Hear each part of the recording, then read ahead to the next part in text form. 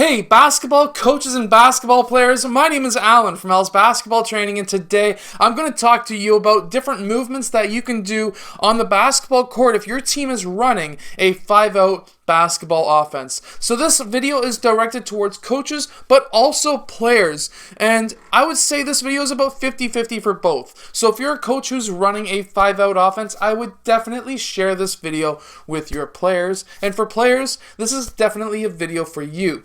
Now, number one, 5-out is a fantastic offense. It's an offense that I run myself, and I'm going to teach you a few of the different movements that you can make so that now you can score more points, but also help your team get open for more baskets. Let's get down to the clipboard and let's check this out. Okay, so what we're going to be looking at for first of all is the centers and the power forward. Some teams will start them in the low corner, other teams will start them a bit higher at the free throw line extended.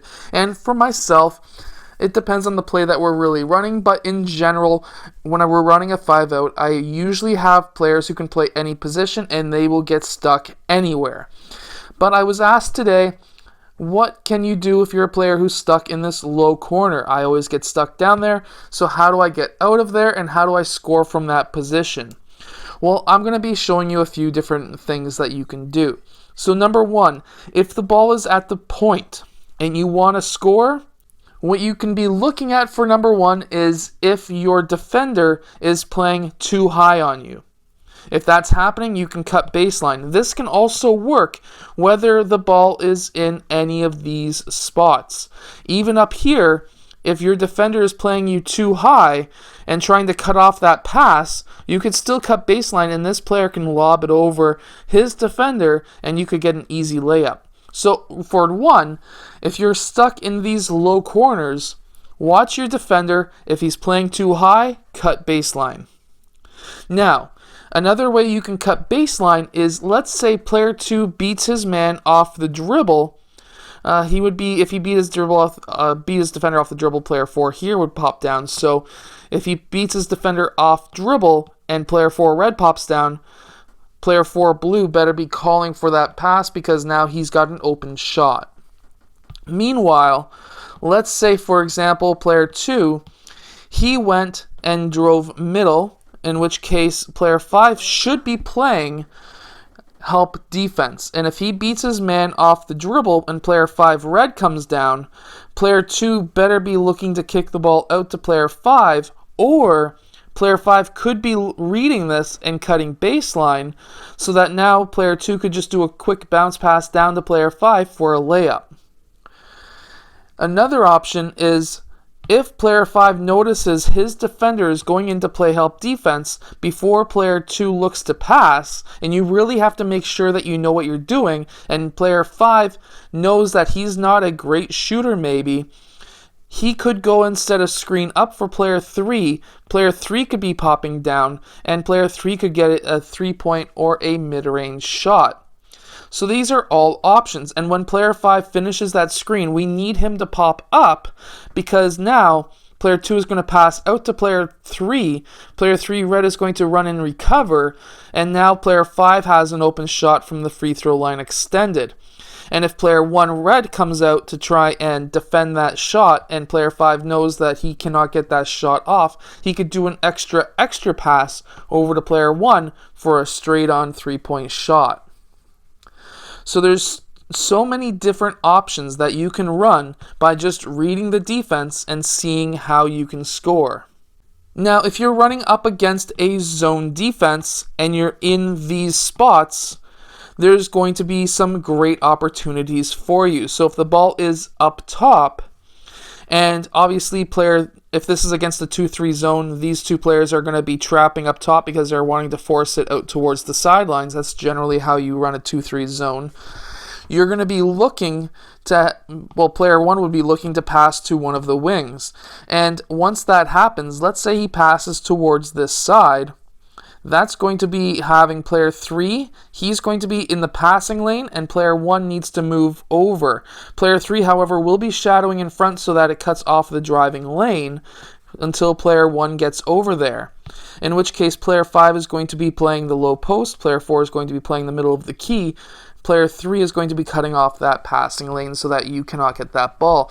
So what you need to do is to be able to now see what's happening so that before player 3 gets into that passing lane, what you want to do is have player 5 go down and show really quickly towards the low post. There's a reason for this. So by him showing into the low post, that's now bringing player 3 down, and player 5 can go towards the high post. This is all reading the defense. Now with player 5 getting into the high post, even though this is a 5-out offense, this is a quick L cut that you can run, and he's in the high post now. That's going to be collapsing those players and bringing player 5 up towards that high post.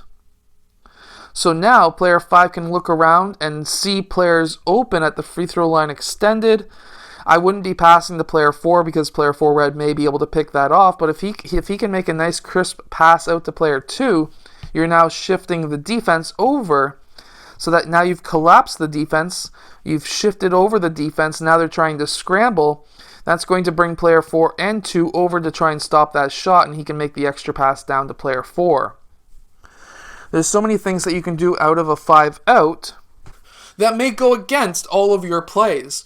That's the great thing about the 5-out offense. It doesn't have to be a set, this is what you do. You pass, you cut, you pass, you screen, you pass, you screen away.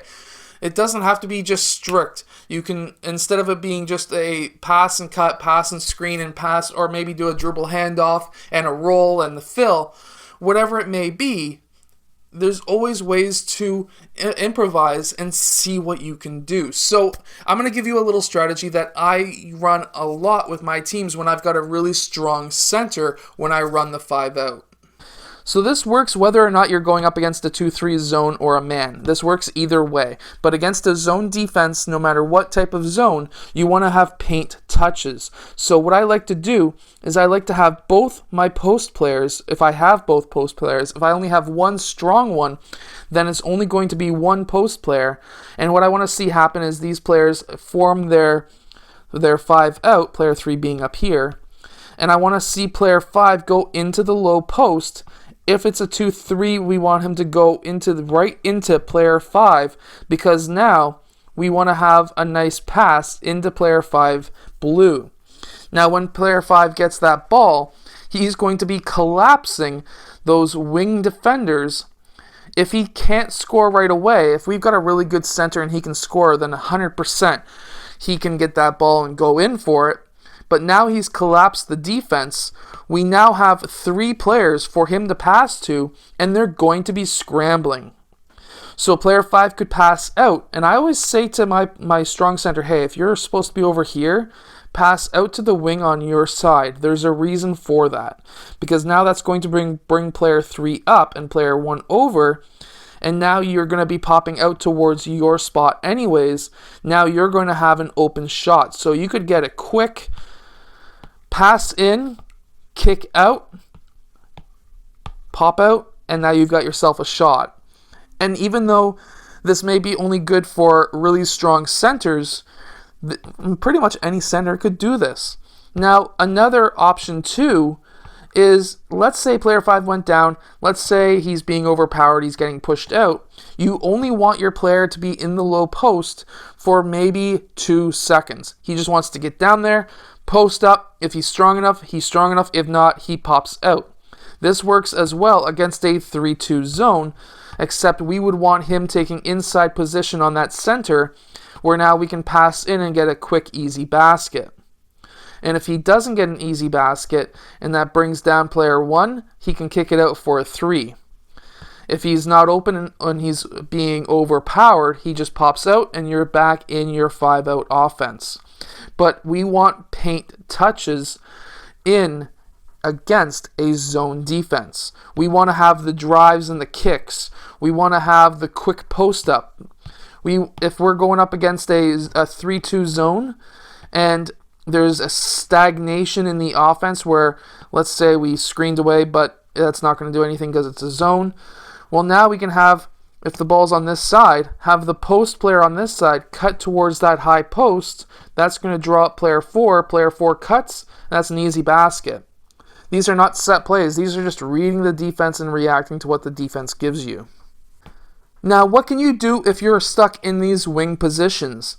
Now, number one, if you're stuck in a wing position, you're going to be probably one of the scoring players, or you're going to be running some kind of a ball screen, or you're going to be getting the ball in your hands. These are main options for the 5-out.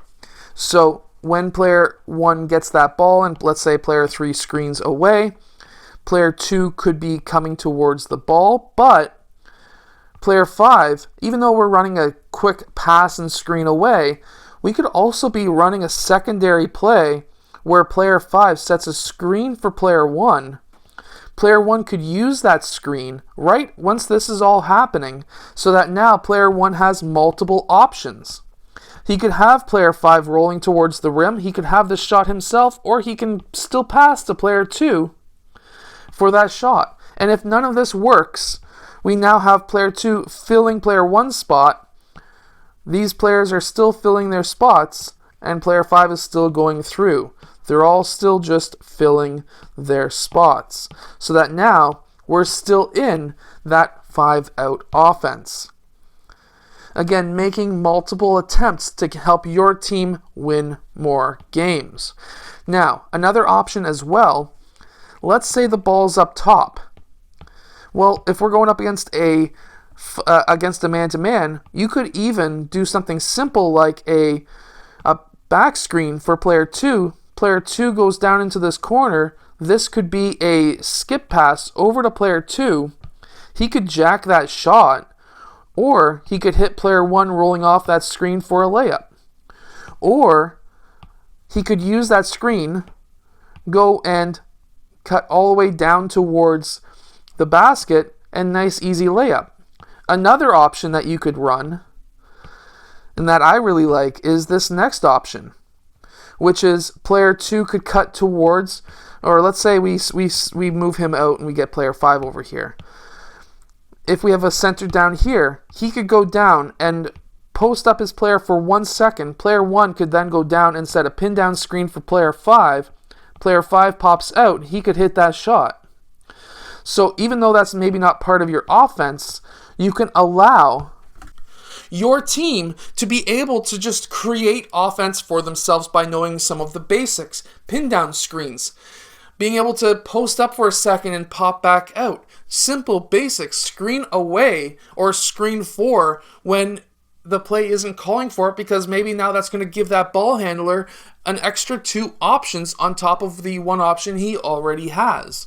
So just by running these simple plays, it may look like you're doing a lot of movement, but really you're just, I know this isn't exactly a basic thing to run, but if you can build upon your team, even at the younger ages of grade 6 and grade 7, by running a 5-out offense and running different screens by saying, hey, I know this is a pass and screen away, but if you see an option to maybe run another screen off of another player and maybe get an extra player open, go for it. So these are great options. I'm going to show you one last tip that a lot of players mess up on. So a lot of players in the 5-out offense, they go and they pass to the point. This is the most dangerous pass you will ever make. There's so many times, and I used to train a player back many years ago who basically got 5 or 6 steals a game just from picking off the wing to the point pass. I never want my team to do this. I never want my team to make a wing to the point pass. Anytime we go wing to point, especially against championship gold medal contending teams who know how to play defense, what I want this to happen is, instead of a pass, being a dribble handoff. And you can still do that in the 5-out. It's the same idea as if you were to do the pass and the screen, same idea, except you're doing a dribble handoff. Player 5 rolls towards the basket and could be open for a nice easy layup. And if not, then we still have player 4 filling that position, or, again, reading what's happening. Player 4 could set a screen down for player 2. Player 2 could pop up towards the point at this point, and because he has no defender, this is the only time we can do the wing to the point pass because he has no defender, and he can get that 3-point shot. I hope that these strategies help your players, your coaches, whoever. I hope that these help. This is how I like to run the 5-out offense. Now, I'm going to tell you right now, I am putting together a 5-out offense book coming very soon. So go and click the link below if you see 5-out offense book or whatever, because at this point I haven't made it. So if you're looking at this like the day it's released, I haven't released the book yet, but it will be released sometime over the next couple of months.